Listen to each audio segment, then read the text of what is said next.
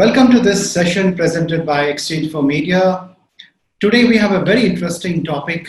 We'll be discussing recovery in a recession.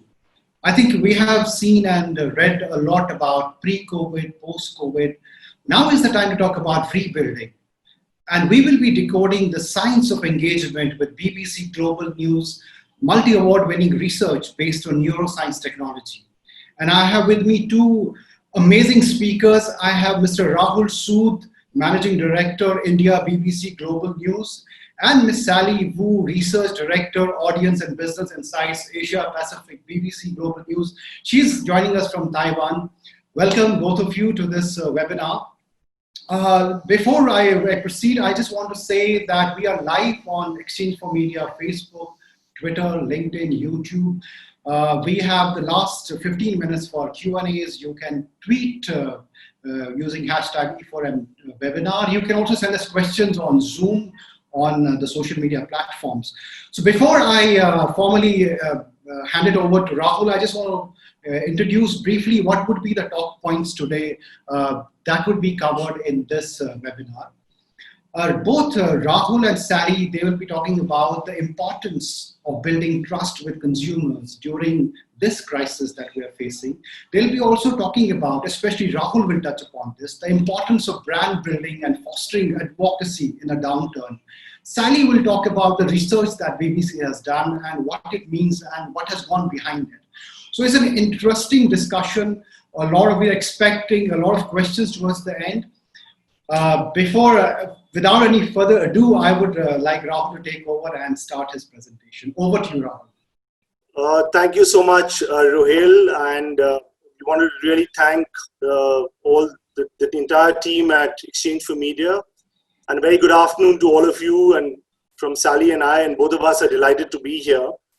I think the aim of this short presentation we have for you today on a Tuesday afternoon really is to answer three key questions, which we think are actually very, very relevant to marketers, agencies, and publishers in the current economic environment that all of us are operating in.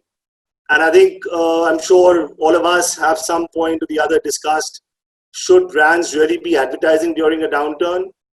And if they do, is hard news an effective environment to be advertising in? And from our perspective, we would really be laying out facts, figures, and research to show you that actually hard news is a very effective environment to be advertising in. Like all of us know, really whatever's transpired over the last 4 months, news viewership, not just in India, but across the world, has really been peaking literally month on month. I mean, from the month of, middle of March, right through April, and I think most of May, I think the kind of viewership that news channels in India and for a service like us at the BBC globally has been completely unprecedented in terms of both digital and television viewership.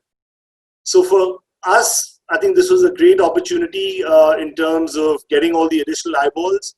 And from our perspective, we would have also actually preferred if brands and marketers had looked at things the same way.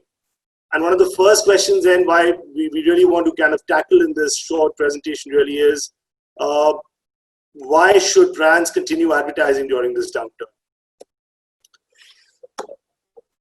So from our perspective, what we really wanted to share with you is that as we are now sitting in the middle of July, I think most parts of the world, including in India, lockdowns are in retreat, and most economies are tentatively trying to come back on their feet.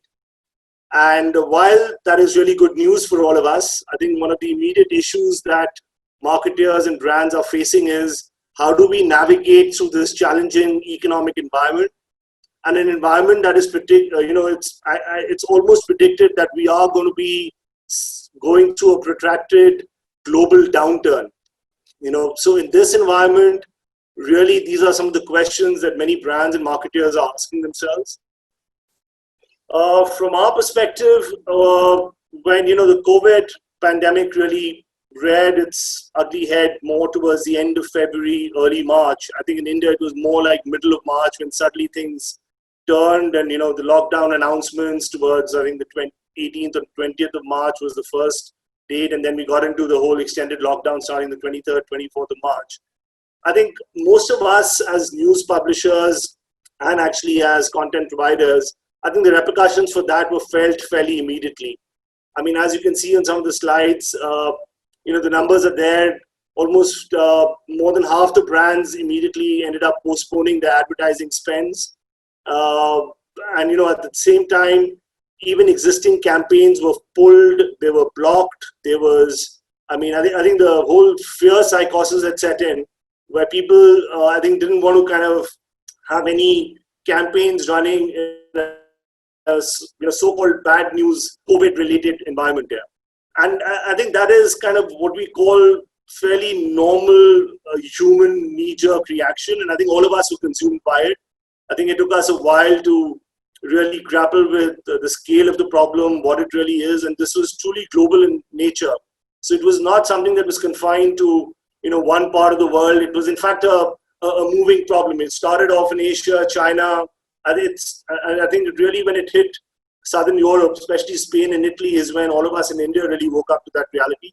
And thereafter, as we saw, it moved into the US, primarily New York, and at the same time, cases started building up in other parts of the world, the UK, obviously India.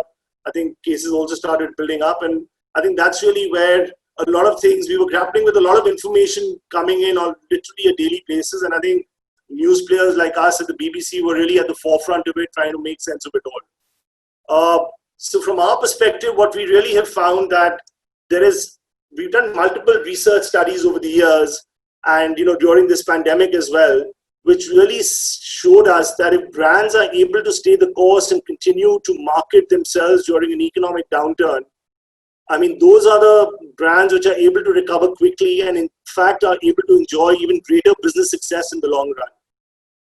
And we've done enough studies, as I said.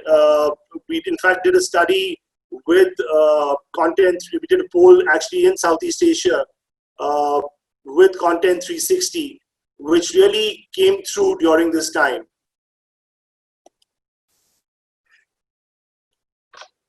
Just moving on to the next slide, basically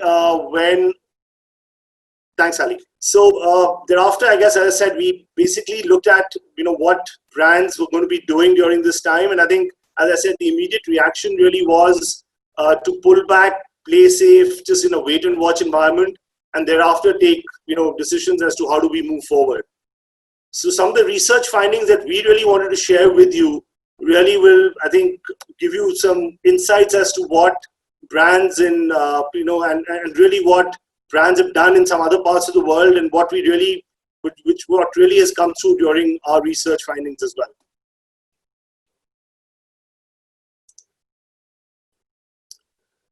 So when the COVID-19 pandemic really gained some momentum, I think what we really, just give me a second actually. So what really history has shown us was that whenever there are cuts in marketing budgets, I mean, I don't think that really does, they do not really reflect what consumer spending really is all about during that time. In fact, some of the research we did during the last so-called global recession, which was more like 2008, 2009, I think there was a drop of almost 5.5% in consumer marketing spending.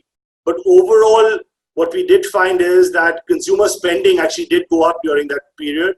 And I think within 2 years of that time frame, while advertising spending did come back and reach 6.5%, we found that actually consumer spending went up by almost 9% during that period of 2010, 2011, which was effectively just 2 years after the recession of 2008, 2009. Thereafter, basically, what we wanted to just share with you is that really where we've talked about absolute spends during a downturn. But let's examine, really some of the actual share of voice that we can get and how it can determine some long-term success in terms of trying to, and I'll actually probably use a case study which will probably highlight some of the things a little better. This following table over here, which will give you really three kind of equal sized groups of brands from the period of 2008-9. And each of these brands is really differentiated by their media investment strategies, which was actually then measured by the excess share of voice that they managed garnering.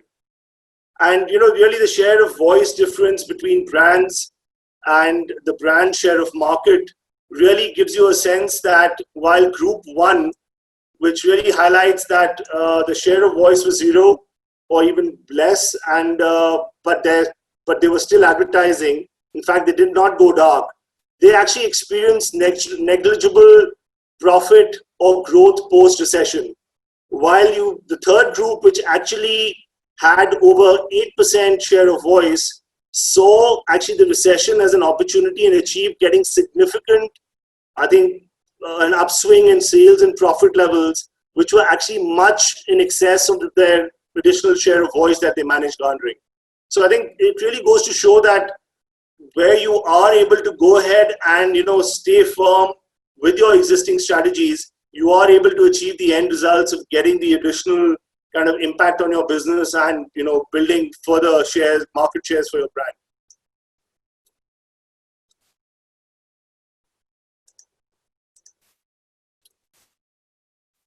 In fact, what we also did find is that one of the casualties during the downturn always seems to be, brand building campaigns. While at the front end of it, it seems sensible for brands and agencies to focus on media channels that deliver scalable reach and conversion during tough times. I think really the fixation that gets ignored is the economic reality of brand value and the role that really quality media can play during, to build brands during such times. In fact, some research we did with Ubiquity in 2018 highlighted the disproportionate and probably the much ignored contribution that brands deliver to overall sales. And as per some data that we were again able to cull out, almost 30% of any business's sales are directly attributable to a brand's KPIs, which effectively is its image, its personality, its PR, its word to mouth. That really is effectively 5x higher contribution or attribution that can be delivered by media alone. And that can have an upside of almost 6 to 8% towards sales. So really, I think it goes to show that, we really, during a so-called downturn pandemic, if you are able to stay the course, the results are there for everybody to see in the foreseeable future.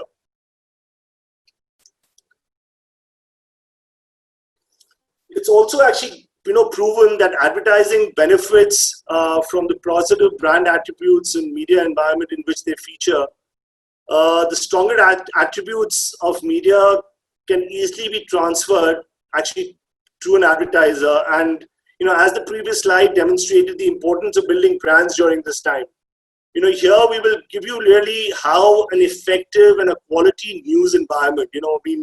I think we cannot stress on the importance of brand safety and the quality of the news environment. I think especially because of the news environment we are operating currently in India. And I think we've seen the global backlash happening on, against the whole social media companies on stopping the hate campaign. And you've got a similar news environment in India where you've got, slogans like no profiteering from hate running. So I think from our perspective, for a brand to really build trust, if we are able to, for brands are able to actually position in themselves and actually use quality, trusted news brands to build their own brand, I think that you see that there's a sizable rub-off effect which the brands are also able to build on. I think with news having become what it did over the last 4 months, and actually with the story continuing to play out, we foresee that, I think with the nature of the conversation being so topical, I think viewers are able to, identify and grasp and actually build trust in brands which have actually been promoting themselves fairly actively during this time as well. Lastly, of all the brand attributes to focus on today, in today's climate, as I touched upon in my last slide, I mean, fake news and misinformation is unfortunately the reality we are living in. And I think brand trust then becomes so critical. And I think, again, as I said, I keep using the examples because I think especially the US and India, I think we're probably mirror images of each other in terms of the news environment both countries are operating in. So I think if people are going to be trusting you, they will pay more attention to your brands and marketing and communication efforts during a time like this when they themselves are looking for, brand attributes which emphasize trust and credibility and impartiality. So I think and if your customers are able to trust you, I think that is really the biggest thing, and the emotional connect that comes with it. I think it's almost proven through all our specific brand buys that we are likely to buy products and services and brands which almost twice or thrice as much if there is that whole emotional and a brand and a trust connect with that brand. The loyalty levels are obviously higher, and that's really what we really want to further kind of emphasize that really I think trust is the ultimate thing that I think any marketer or any brand really is going to be targeting in the entire journey. Yeah.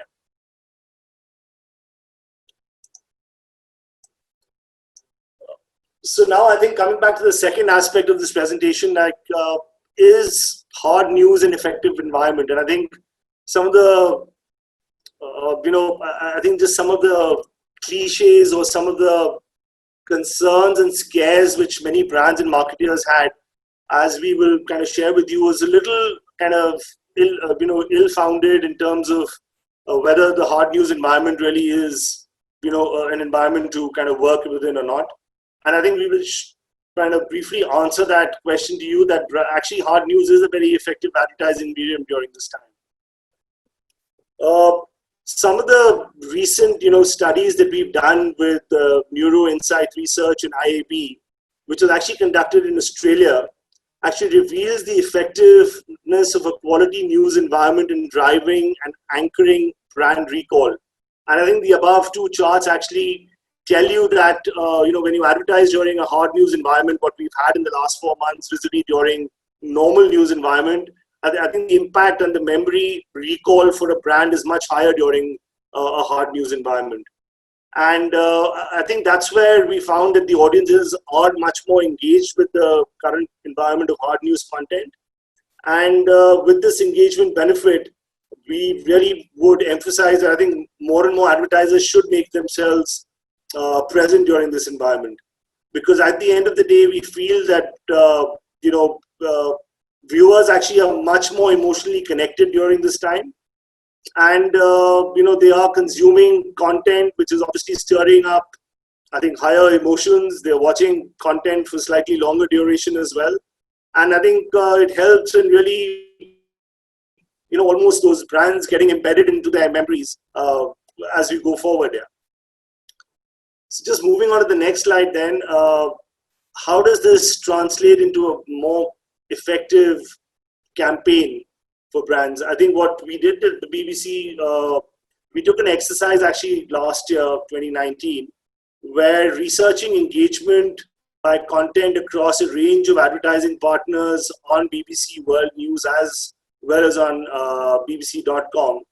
And we found actually pretty similar results. That campaigns that ran mostly during our news content actually outperformed those that ran during the non-news content across a range of various brand attributes. So really that I think came through very, very clearly. And I think that's really the aspect of some of the findings which we were going to be sharing. And I think my colleague Sally, who's also here, would be happy to share some of how quality news makes an impact in campaign effectiveness. And some of the studies that we've taken, I think Sally would be more than happy to share some of those results with you during the latter part of this presentation. And I think we'll get more insights from some of these findings, and you'll see how it's really panned out for us. So Sally, over to you, and if you can just walk them through the research findings that we've got through on this. Certainly. Thank you, Rahul. In the rest of today's session, I will be sharing with you our new research and case studies.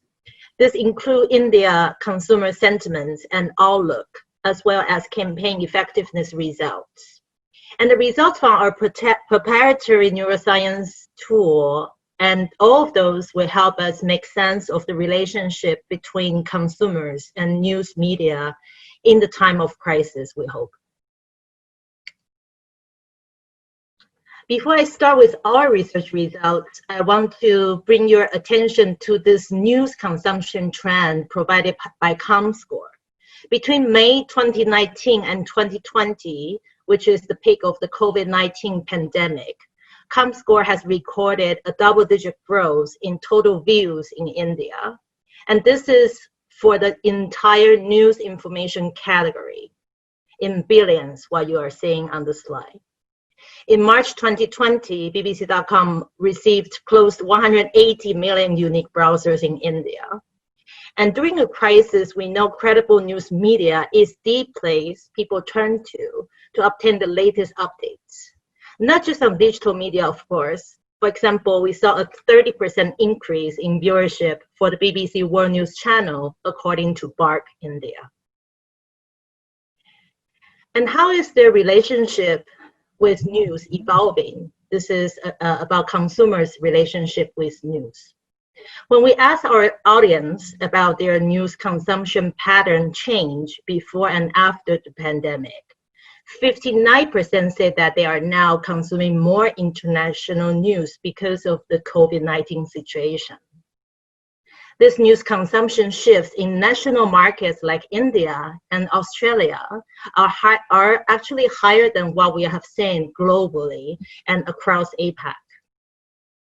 Frequent travelers rely on news for tips on traveling sustainably, and they're interested to read articles and watch videos on news platforms about top destinations to travel to once the pandemic is over.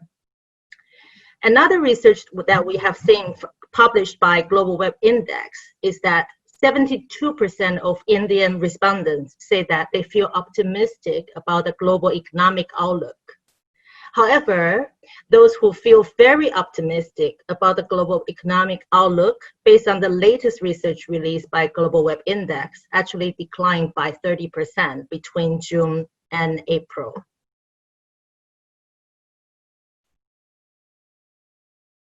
How do news consumers feel about advertising right now?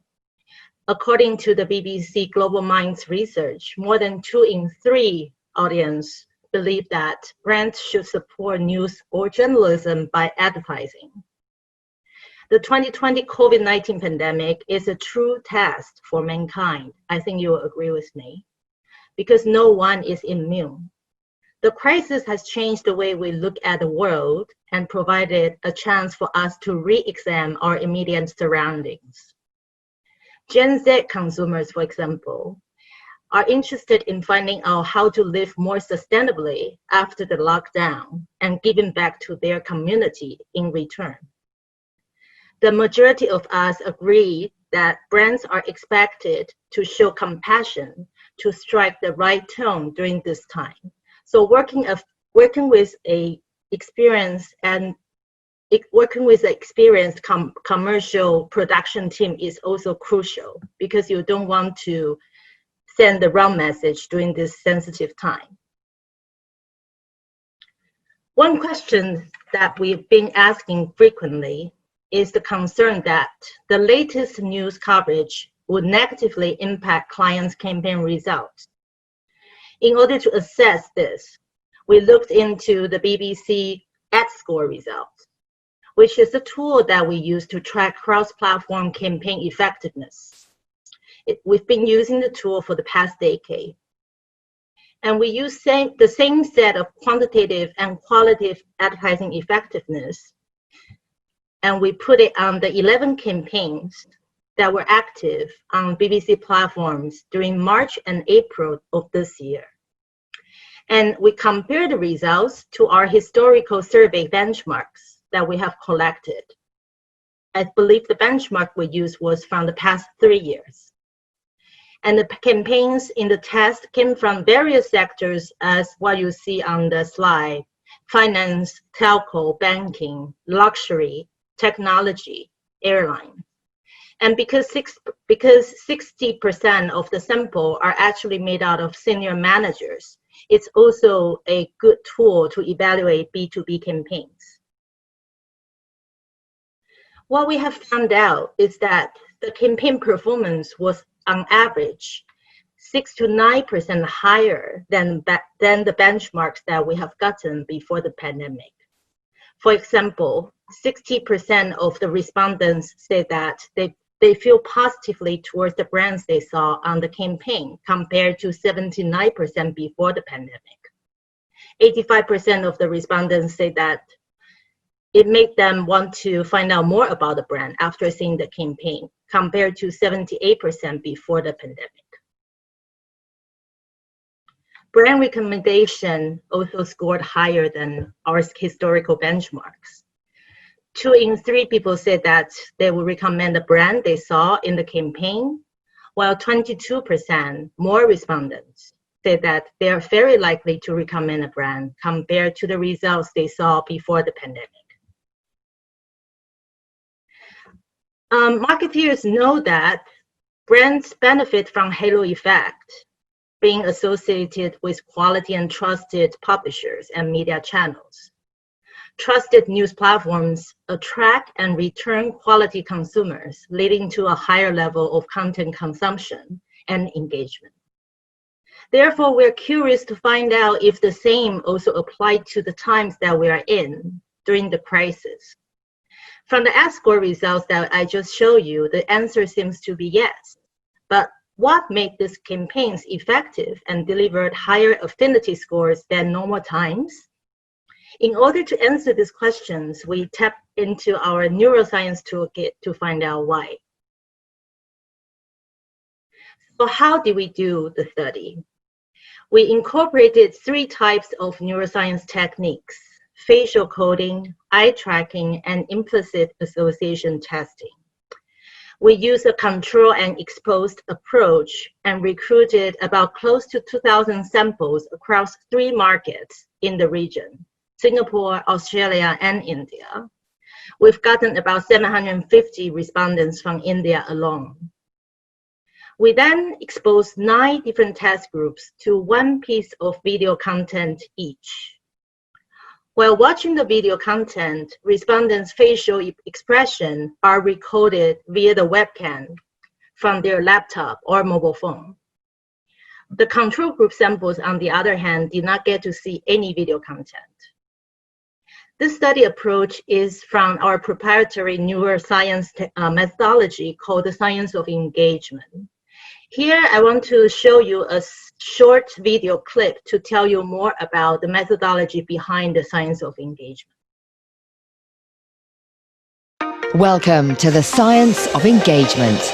Content-led marketing is big business, but tracking how effective it is has been difficult. Normally, it's done by asking people what they think or monitoring what they do. But that doesn't necessarily tell us why they're behaving the way they are. Just imagine if we could find out how they actually feel.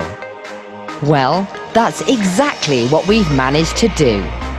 Using innovative facial tracking software, we exposed 5,000 people from around the world to content-led marketing. And by using webcams to track their facial muscles, we were actually able to measure their emotions. All emotional responses are a combination of 6 different core states. So by analysing their responses, we found out how they truly felt about what they were seeing. And the results are fascinating. Consumers really engage with content-led marketing, and the better it's done, the more positive the response is likely to be. People are far more receptive to the content when brands are transparent about their involvement.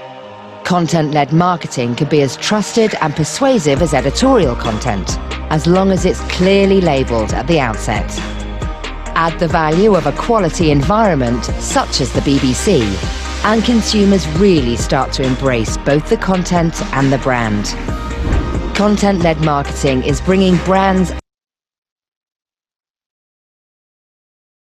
audiences closer together more than ever before. We've always suspected that that would be the case. But now, we've proved it.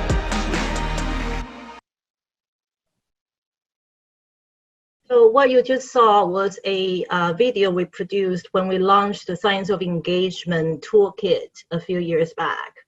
What we have added since was the facial, in addition to facial coding and implicit association task, was the eye tracking, so that we know when people were looking at certain place in the frame, what they feel actually at the moment.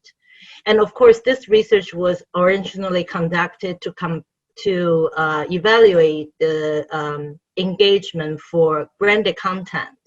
But in this case, we are changing the stimuli and use the COVID-19 news coverage as the content to test. So how we actually did it was that we used the BBC News homepage as our test environment. What you're seeing on the slide are the actual stimuli we use for our study, where a banner ad and a pre-roll video set in situ on the web page with the COVID-related news coverage. A major commercial challenge to credible news organizations is to convince brands the relevance and importance of advertising around bad news content. In this case, we're talking about COVID, but similar results can apply to other negative news stories. Quality news content about any major news events create a deepened engagement and heightened emotional response in user, while making them more receptive to the advertised content. By working directly with publishers, brands have access to news environment without compromising brand safety, which is a very important point to point out. In the following case studies in which we tested campaign from our client in India, Madhya Pradesh Tourism, we aimed to examine content and brand engagement, sentiment, response to brand attributes, and other advertising metrics. These results were freshly collected during the peak of the COVID lockdown period, and let's look at the results. Attention level to the test stimuli was high, with ample attention paid to the campaign assets. An elevated sense of empathy was actually registered from the short video from the COVID news about Sydney, Australia's beach closure due to the pandemic. The test with the Madhya Pradesh Tourism banner received a 78.5% attention score. For example, at this frame that you are looking at on the screen, the amount of attention increased at the second was in the top 10 percentile. One thing I did notice from evaluating our facial coding results from 9 different task groups was that there is a general sense of seriousness from the respondents across 3 different markets, Australia, Singapore, and India. We suspect that most people are feeling sad and down during this time. However, we must remember one key findings from our Science of Engagement thought leadership study. That is, to brand marketeers, there is no such thing as a bad emotion. Emotional intensity is a good thing, regardless of the emotional label. If the content triggers little emotion, it means the respondents feel indifferent. In that case, it's not efficient. In fact, many academic research have indicated that serious emotion is a strong driver for brand memory. Any heightened emotional intensity is in fact a good sign of engagement. In the Madhya Pradesh pre-roll created by the BBC Storyworks production team, we witnessed that the fast-paced montage of various animal shots built up to a climax of emotional engagement. This is followed by a full-screen shot of the Madhya Pradesh tourism logo, making its appearance at the optimal window of memory with encoding. Why do I say that? Because in 2018, we did another thought leadership study called the Science of Memory. we've learned that there is this golden window of an optimal branding moment, which happens seconds after an elevated emotional uplift. From a series of brainwave studies that we had conducted, this is the time that visual and audio cues get deeply encoded into our long-term memory. And these memorable points belong to the advertiser itself. Keep in mind, the pre-roll isn't it in isolation, but within the quality news environment where all the positive brand attributes are present. The positive impact to the Maya campaign can also be seen from the response to their brand image statement. Comparing the results from the exposed to the control samples, there are double-digit differences across the board. You can see from the result that both groups of respondents agree very much that travelers can enjoy a relaxing environment in Madhya Pradesh. But after seeing the campaign on bbc.com, more people agree that Madhya Pradesh is an undiscovered tourism destination with many unspoiled attractions. And of course, you may be cynical and say, well, people can lie in answering surveys, but we all know that our subconscious minds don't lie. What you are looking at here is the results from the implicit association shift. In this test, we measure responses to brand attributes as well as speed to the response among the control and the exposed groups. What you're seeing on the slides are the percentage of respondents that show a strong association to each of the statements you see on this slide. Among the control groups who did not see the Madhya Pradesh pre-roll featured on BBC News homepage, the words happening and luxury destination did not stand out. However, the vivid and colorful pre-roll played on a premium quality news publisher had successfully enhanced this particular traits in the task groups. For brands like Madhya Pradesh, there's a near 100% total awareness in India. I think it should be right for me to say that. What's difficult is to gain that top of mind awareness against the other states, so that Madhya Pradesh becomes first to mind when people think about planning for that dream holiday once the lockdown is lifted. From the research results, we see that this Madhya Pradesh campaign increased 28% of top of mind awareness and 14% of purchase intent. Now, to summarize my findings, our study results from the peak of the COVID lockdown did not show negative impact towards brands from the consumers. Comparing campaign effectiveness results before and during the pandemic, we actually saw campaigns perform better among qualitative measurements and recommendation index.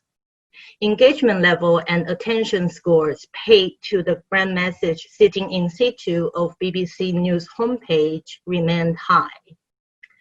Quality news environment will enhance brand attributes regardless of the context.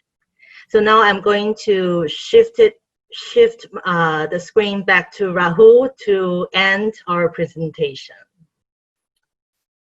Thank you so much, Sally. I appreciate all the insights from your end. I'm sure all the people who've actually joined us today in the afternoon, I'm sure many of them will have questions, queries, thoughts, comments on what we really walked them through over the last, I think, half an hour, 40 minutes.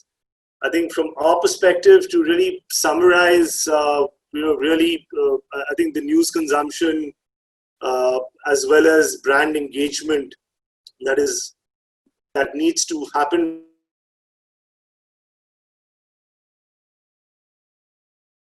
during a time of a crisis like this. It's with quality news publishers, I think, who are providing them a compelling environment to kind of deliver your brand message. And I think really to basically the audience engagement that a news provider is able to give you is, I think, encapsulates emotional engagement from a viewer, which I think leads to greater engagement to the particular advert and for that brand. I think the trust that consumers have, I think the credible news organizations, and I think we can proudly say the BBC, we really are at the forefront of being the most trusted news brand out there in the world, and especially in the current context. I think I couldn't emphasize that more. And that's really what the idea was, that we really want brands to, really take over and, be part of that halo effect of operating in a trusted news environment. Yeah. So with that, I think we'd be more than happy to kind of really pick up any questions, queries that you guys will have after this. I think the main focus for us really would be to further emphasize that marketers and brands should look at maintaining or building share of voice during a crisis like this, so that, as and when the economy and businesses recover, you're able to be enjoying some of that success. Obviously, the emphasis again on quality news players and publishers cannot be further reiterated than I already have. And contrary to what many people believe, actually hard news is probably the platform, or probably one of the best engagement driving mechanisms for brands especially during times like this. I think all of us have seen what news viewership has been, as I said earlier in my presentation, in India and across the world, and I really wouldn't want any brands and advertisers to miss out on that. And I think the way the story is playing out, I think it's going to be continuing through most of the year into, I think, the better part of next year as well. Yeah. So on that note, I think we'd like to just sign off, and basically happy to take any questions that Sally and I and our sales director, Vishal Bhatnagar, who's also kind of going to be joining us. So we'll be happy to answer any questions, queries, thoughts, comments that all of you guys or any of you guys may have it. Perfect. Thank you, Rahul. Thank you, Shali. And I want to bring in Mr. Vishal Bhatnagar, Sales Director, South Asia, BBC Global News. So there are a few questions. One of the questions is, we spoke about being, Sally, you spoke about, I'll just begin with the later part of it. You said that emotionally being audience is supercharged in this environment. They are kind of accepting, they are listening, right now, and absorbing all the information. In your study, in the study that you showcased for different markets, is there a common link between these markets? Does this apply to all markets in the same way? Is culture a part of it?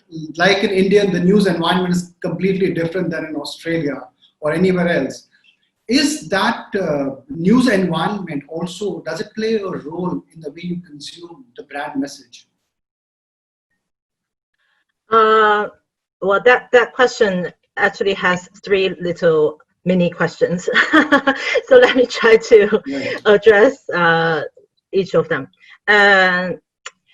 Common link. I think from, because so far since we launched the Science of Engagement toolkit, we have conducted maybe close to 50, maybe even more neuroscience campaigns, neuroscience tests on campaigns. Compared to the previous campaigns I've seen, the results definitely, like I said in my presentation, there is a sense of seriousness. And in neuroscience terms, that refers to empathy. So across Australia, Singapore, and India, people do show the sense of empathy when they are reading the COVID-related news, which is not a bad thing. I think it's what you expect to see. Right. But like I said, it doesn't impact the engagement level. And although I wish I could have conducted the same study across different news sites, but of course it's not possible because I cannot,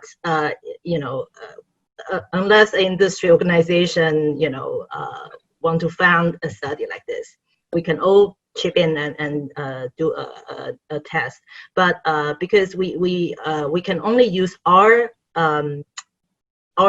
our news environment to do the test, what we see is that we know that people come to BBC Global News for that breaking news updates, for that trusted and unbiased coverage on the global news matters. So we believe that when they choose to come to BBC, their mindset is already set to be engaged with the content. That alone really helped to show that people are engaged with the content, regardless if it is a positive or negative news story. Right. Rohil, I'd like to just pick up Sure. something on that as well. I think the emphasis on brand safety, I think cannot be emphasized more, especially in this kind of divided news environment that we are kind of existing in, not just in India, but I think many parts of the world. I mean, the US is a classic example. I think, as I alluded to during my presentation, I think we've seen, how many, there are over 1,100 brands which are leading this whole Stop the Hate campaign, primarily targeted at Facebook. And I think we've seen some murmurs of that percolate down here into India as well. But I think the parallel I like to draw is really, I think our regular 24/7 Indian news environment, primarily on television. I think it's almost time that we probably emphasize brand safety even on in our local news environment here as well. So I think that's really what we. And in fact, what happened is right when the early days of the pandemic. I mean, just to give you a business analogy, we had platforms like a Tata Sky and an Airtel and other leading cable and satellite platforms and OTT platforms who reached out and said, we want the BBC Now service available to a larger audience. So they actually opened the service up because they said we want them to get authentic, trusted, impartial news rather than all the fake news that is coming with COVID and this is working, this is not working. So that just goes to show that we even had our business partners who are not clients or agencies here, but our distribution affiliates, who are also a very, very important part of our business, who themselves went ahead and did this, and that led to almost a 35% spike in our overall availability and reach and distribution in this country. Right. Vishal, this question is for you. There's a subtle agreement, sort of not an official, but a very subtle agreement between marketers. They're behaving in a certain way. For example, being conservative on the spends in the Indian context I'm talking about. And at the same time, I think Rahul also pointed out that those brands which advertise in this crisis may have a greater recall value later. What do you have to say about people who have this conservative approach of, kind of waiting till the moment is over? And also there's another fear of not communicating when there is crisis around, when the consumers actually need somebody to be talking to them. So what is your message to marketers? I mean, how would you like to? I think from our experience with some of the partners who are advertising with us through this period, and what was also borne out by the the research that Sally and Rahul shared is that one the opportunity, of course, the event itself comes with a certain risk, but also I think what is required is a certain amount of agility. I think some bit of planning. I think all the scenario plannings that most large organizations go through, preparing themselves for this VUCA world. I think some of those scenarios have played out, and I think some of the brands that we've been engaging with have seen this opportunity early and seen the value of communicating and staying in touch with their sort of customers, early on, rather than sort of wait for things to pan out and then communicate too late. At the same time, obviously, the communication needs to be thought through. It should not be hurried. It should not be knee-jerk. And that's where, some of our own content team, the Storyworks, BBC Storyworks team, has also come in and helped brands sort of put together a content strategy very quickly in this scenario as well. And that's helped as well. Right. Rahul, to you, again, the news environment question, the way news is perceived, of course, there's a spike in news consumption and everything else.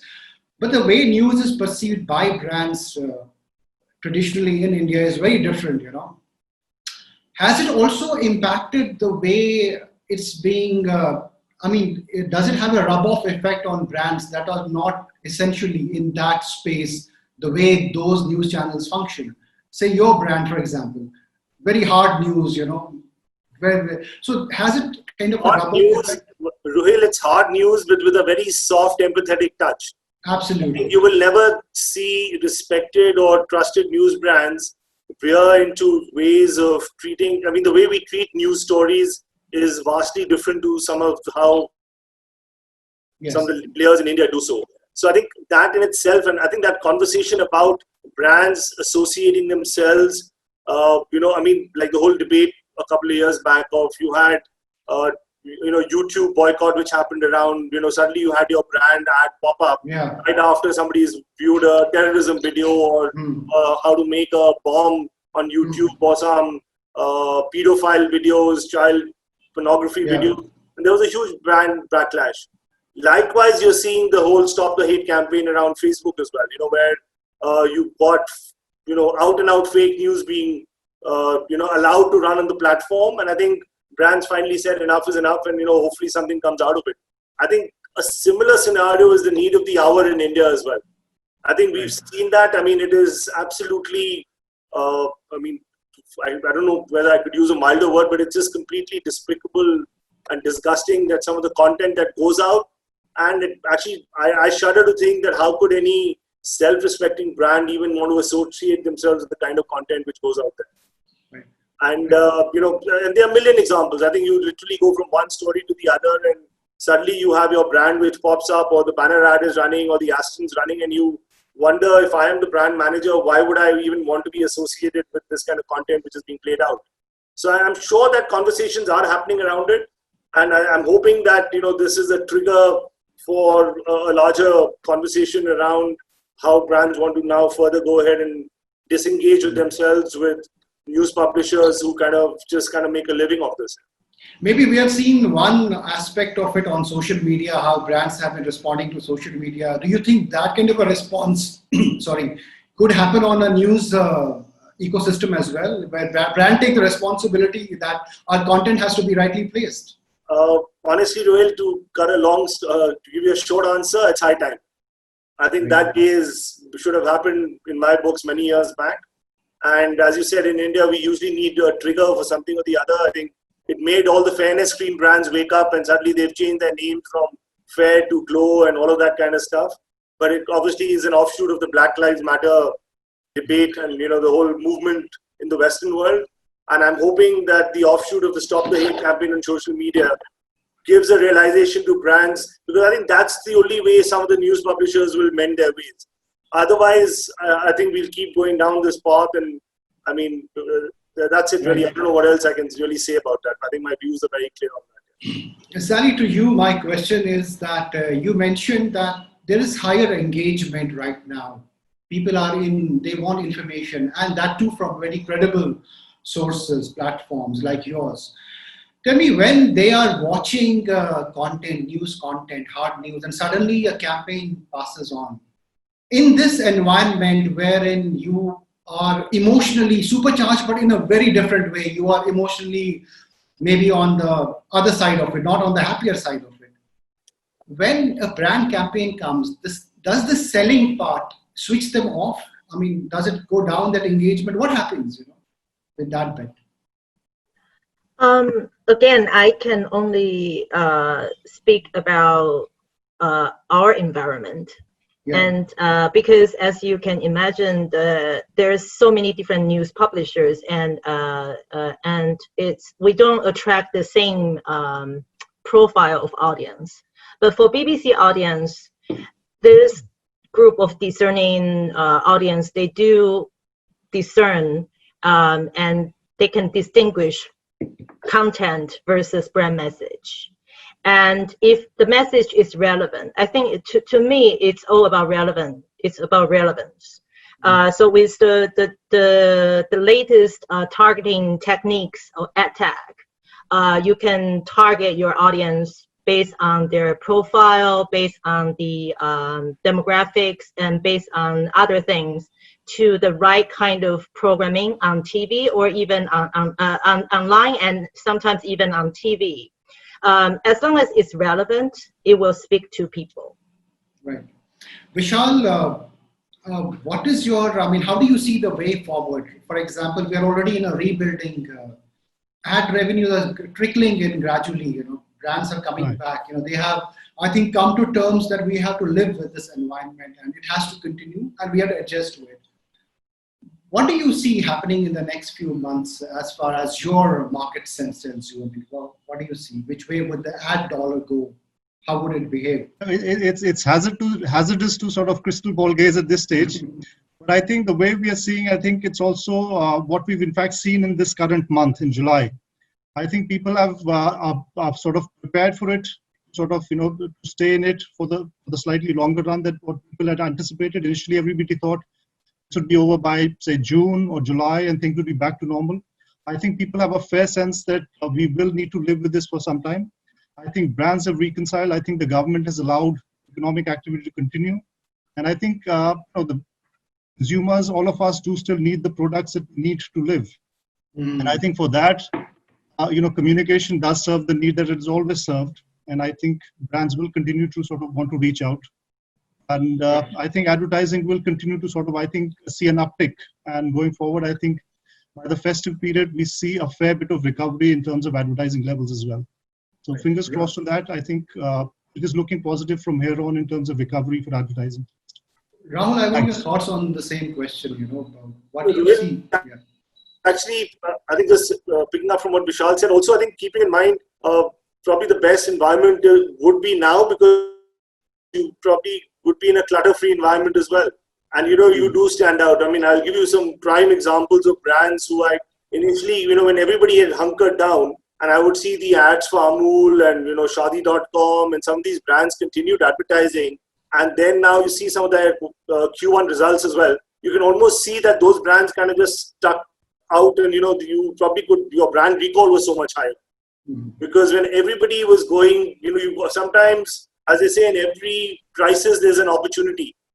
But I know that these things are easier said than done. When there's a fear psychosis that sets over, it's very difficult for people to come out of that. But I think as human beings, we are wired to kind of live in hope rather than in fear. And I think after the initial fear settles in and people are able to gauge the impact of everything, as you can now see, I mean, we're in a situation where the lockdown is easing in most parts of the country with every given day.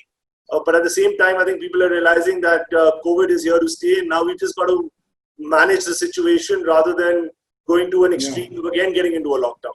So I think it's really how we've got to find a happy sweet spot and a balance between the two. And as you said, life is going to carry on. Consumers do need, I think the buying will go beyond the essentials and the FMCG products. And I think we will venture out and go ahead and further buy stuff here. Of course, and with the news of this vaccine kind of being tested and all of that, I think it will also impact the entire way this crisis is being seen. Maybe absolutely brings back the entire sentiment. There's a question. Sorry. Many of them, actually, many people may look back at this as a lost opportunity. Honestly, I mean, you really got to look at the glass as half full. I mean, yes, it's been, this is really, if ever the word disruption has to be defined, this has been the ultimate disruption that probably we'll ever see in our lifetimes. But I think the learnings are that, fine, I mean, it's happened. Let's, take it in and let's move on from here. I have 1 minute, and the question is to you, Rahul, again, and Vishal, you can also share your thoughts. Can this study be offered to other brands as a solution by the BBC? And all of you can take your. Sally, I think you'd be the best person to answer that query, which is coming from one of the participants. Can this study be offered to other brands as a solution by the BBC? Yeah, we are offering this science of engagement study as a toolkit to clients who invest with the branded content production with us. Details you can talk to Vishal. It's possible, basically. Yeah, the short answer is yes. As you said, we've got a whole branded content division called BBC Storyworks, which engages with brands on end-to-end solutions. And as part of that thing, we do offer, these services are obviously part of that as well. Right. Sally, there's one final question to you, which is that this study that you showcased today, the neuroscience, toolkit, is it just relevant for the COVID times? Does it have a bearing? I mean, what is the shelf life of this study? I mean, as to say. No, it's definitely not just relevant for the COVID times. We decided to do the study during this time with the case studies. It's because we are curious to find out why people seem to be so engaged with the content, because there is this sense of misconception that brand isn't safe when they are advertising during this time. So we wanted to find out whether or not it is true that people are turned off by the content, the news content. And that is the only reason that we did it at this time. But definitely it has a long shelf life. I hope that we will have budget to do more of these studies during other times, happy or sad times. Right. So, the more studies we done, the more benchmarks we can secure to make it a more robust study. Right.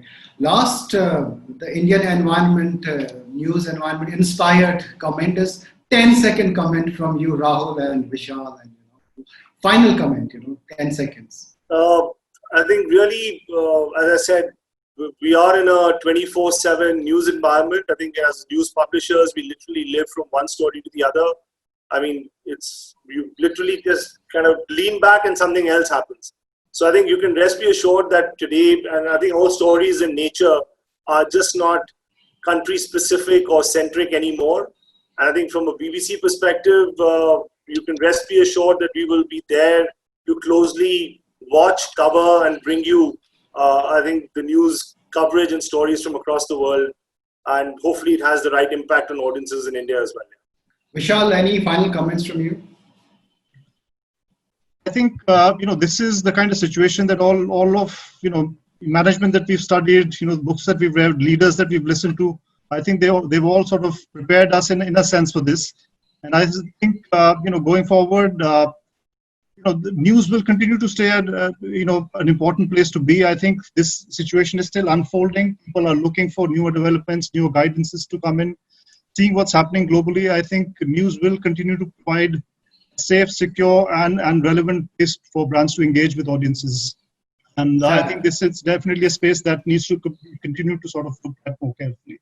Sally, would you like to add anything? Any comment? Closing comment? No, I don't think I have any more comments. Great. But I really thank you for inviting me to this webinar. I think, Rohil, I'd like to sign off. Sally is sitting in Taiwan. I think the world needs to emulate the Taiwan story. I mean, really, there's some insights of everything right that Taiwan has done, and the rest of the world needs to just kind of emulate the Taiwan. Oh, thank you. It means a lot to me to answer that question as a citizen of Taiwan, because we unfortunately we cannot rely on WHO to get the guidance from day one. That's why I think the entire country just gathered together. We started wearing masks from day one. So and it's very important. So I would definitely suggest wearing your mask and just be safety precautions. Yes, when you go out. Yeah. Thank you. Please stay safe. And I miss India really a lot. I usually go to India twice a year, and I really miss that trip. So hopefully I can visit all of you in person very soon. Thank you once again, Rahul, Vishal, and Sally, for this wonderful discussion, and it has been really an insightful one. Thank you for joining us. Thank you, guys. Thank you, Rohil. Thank you, everybody at Exchange for Media. Thanks, Ali. Thanks, Vishal, guys. Thanks, Thank you. Thanks, Bye. everyone. guys who are participating and hearing us out here. Thanks, guys. Thank you.